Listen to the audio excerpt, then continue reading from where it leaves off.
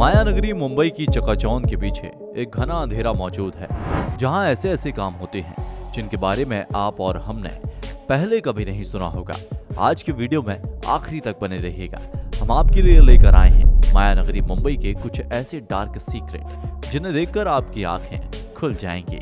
नमस्कार, आदाब, सत श्री अकाल दोस्तों, क्या हालचाल, कैसे हैं आप सभी?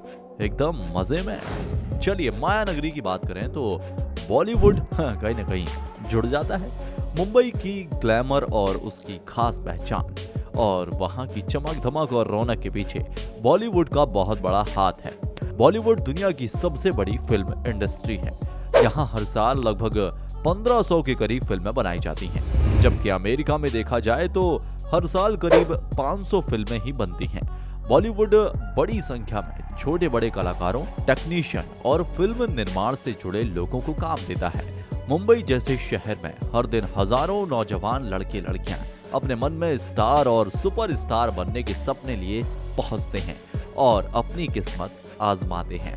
लेकिन इस बॉलीवुड की चकाचौंध और खूबसूरत दुनिया के पीछे की काली हकीकत हम आपको बताने जा रहे हैं। और दरअसल यहाँ काम पाने की तमन्ना लिए आने वाली हर लड़की को अपने करियर के उस दौर से गुजरना पड़ता है जहाँ उनकी अहमियत किसी बेडशीट से ज्यादा नहीं होती।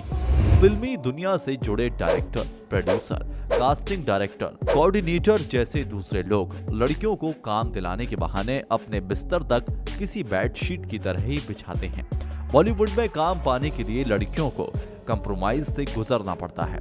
कंप्रोमाइज का मतलब होता है काम दिलाने वाले और काम देने वाले को खुश करना, उसकी तमाम सेक्सुअल विश को पूरा करना। जो लड़की ऐसा नहीं करती है वह टैलेंटेड और खूबसूरत होते हुए भी बॉलीवुड में एड़ियां घिसती रहती है।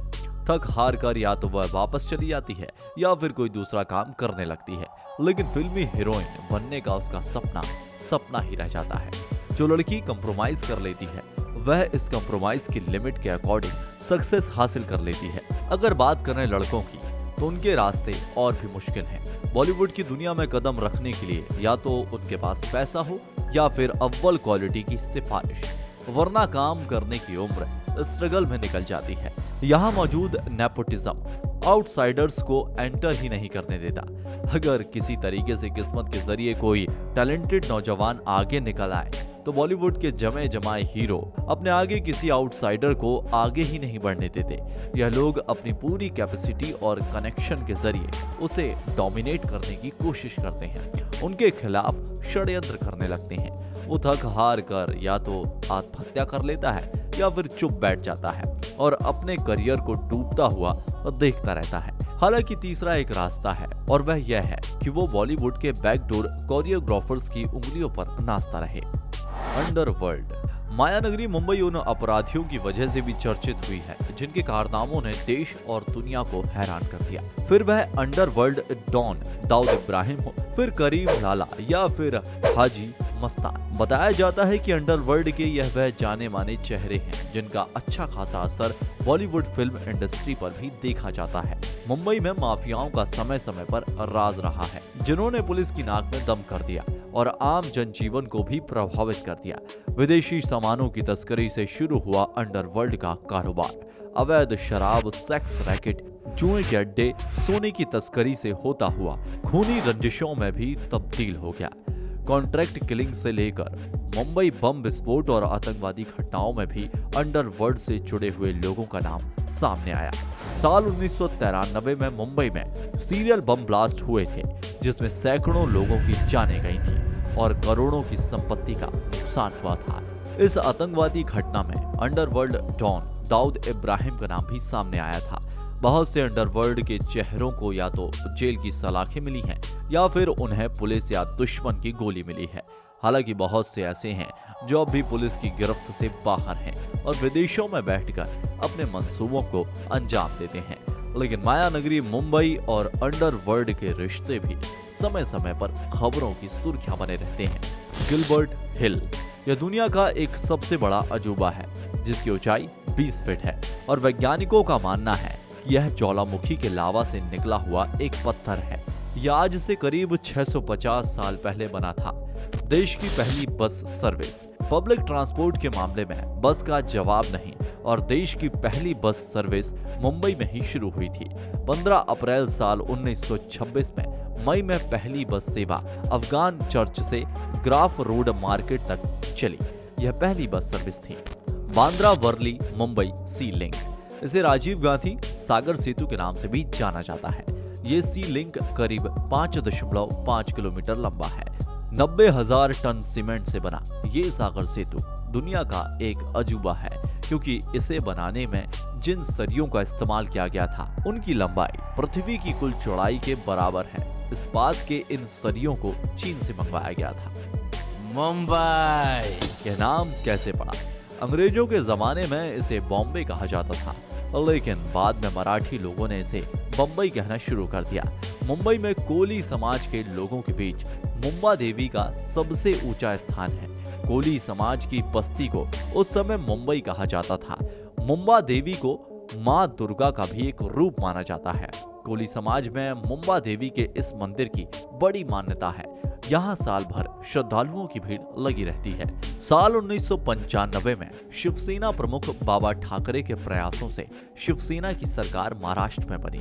शिवसेना की महाराष्ट्र की सरकार ने मुंबई का नाम आधिकारिक रूप से मुंबई कर दिया, जिसमें से मुंबई मुंबा देवी के नाम से लिया गया।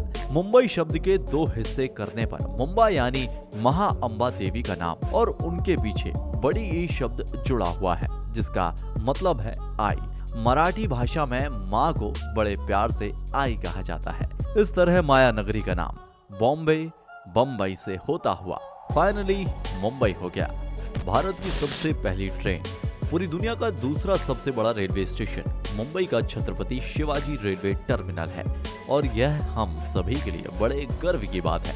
लेकिन भारत में रेलगाड़ी की शुरुआत 168 साल पहले यानी 16 अप्रैल सन 1853 में मुंबई के थाने से मुंबई स्टेशन के बीच 34 किलोमीटर की दूरी तक चलाई गई थी।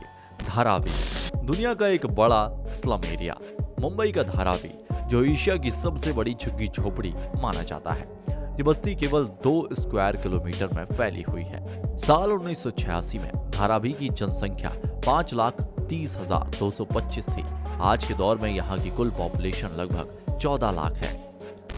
दुनिया का सबसे महंगा घर, क्या आप जानते हैं कि इस दुनिया में सबसे कीमती घर किसके पास है और कहाँ मौजूद है?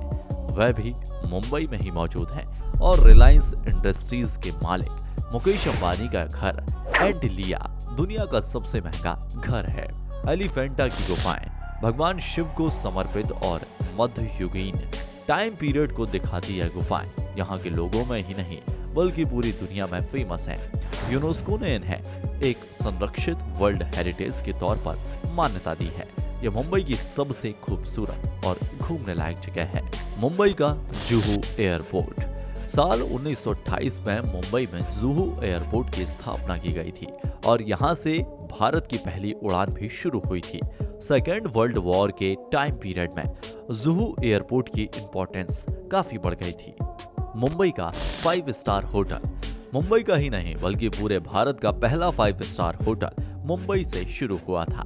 ताज होटल के नाम से मशहूर यह होटल 16 दिसंबर 1930 में शुरू की गई थी। इस होटल में करीब 560 लग्जरी रूम मौजूद हैं। इस होटल को जमशेद जी टाटा ने बनवाया था। यह होटल मुंबई में गेटवे ऑफ इंडिया के करीब मौजूद है। गेटवे ऑफ इंडिया यह भारत का पश्चिमी प्रवेश द्वार भी कहा जाता है। इंग्लैंड के किंग जॉर्ज पंचम के द्वारा गेटवे ऑफ इंडिया को बनवाया गया था और इंग्लैंड की महारानी विक्टोरिया के आगमन पर उनके स्वागत में गेटवे ऑफ इंडिया बनवाया गया था। साल 1947 में जब हमारा देश आजाद हुआ तो ब्रिटिशर्स का last ship gateway of India से ही ब्रिटेन की तरफ गया था।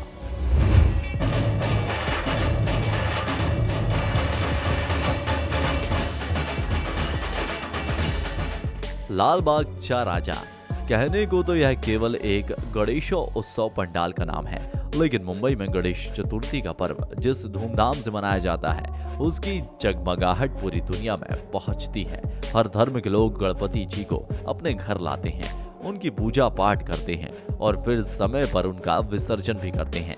10 दिन तक चलने वाले इस गणेश उत्सव में मुंबई के लाल बाग के राजा की धूम देखते ही बनती है। साल 1934 में मुंबई की कोली समुदाय ने इस पंडाल की शुरुआत की थी, जिसकी चकाचौंध आज पूरी दुनिया में फैली है। इसके साथ ही फैली है यहाँ बारिश को लेकर। यहाँ के लोगों में यह मान्यता है मुंबई में बहुत जबरदस्त बारिश होती है, लेकिन गणेश विसर्जन के बाद, खास तौर से लाल बाग के राजा के विसर्जन के बाद मुंबई में बारिश नहीं होती। हमें यकीन है कि मुंबई की बेहतरीन इंफॉर्मेशन से रिलेटेड यह वीडियो आपको पसंद आया होगा। वीडियो पर आपकी राय का हमें इंतजार रहेगा। फिर मिलते हैं एक नए वीडियो में। तब तक के लिए अपना ख्याल रखें और अपनों का ख्याल रखें। जय हिंद, जय भारत, वंदे मातरम।